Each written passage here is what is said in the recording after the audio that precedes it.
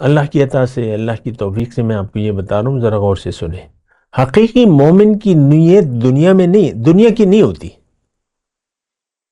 یہ اپنے آپ سے غافل نہیں ہوتا، اپنے آپ کو جانتا ہے کہ میں کون ہوں اور میری تخلیق، مجھے اللہ تعالیٰ نے کیوں بنایا ہے، دنیا میں یہ زندگی کیوں عطا فرمائی ہے، اس کو یقین ہوتا ہے اپنی حقیقت پر، اپنی منزل پر اور منزل کے راستے پر۔ دیکھیں، حقیقت تو روح ہے، وَنَفَخْتُ فِيهِ مِن روحی، اور منزل اللہ ہے، ھذا صراط علیہ مستقیم، اور منزل کا راستہ جو ہے وہ صراط مستقیم ہے۔ منزل اللہ اور راستہ اللہ کا، صراط مستقیم، اہدنا صراط المستقیم۔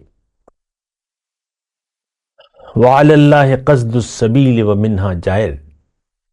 تو دھوکے میں نہ پڑے، میں اللہ کی عطا سے سب کچھ آپ کو بتا رہا ہوں۔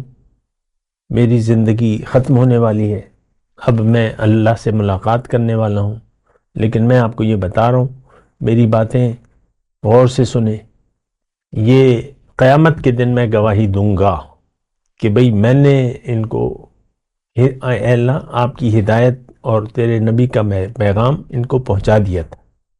باقی آپ کی مرضی ہے، مجھے آپ سے کوئی توقع نہیں ہے، آپ مانیں آپ کے لیے بہتر ہے، نہ مانیں آپ کے لیے نقصان ہے، بس۔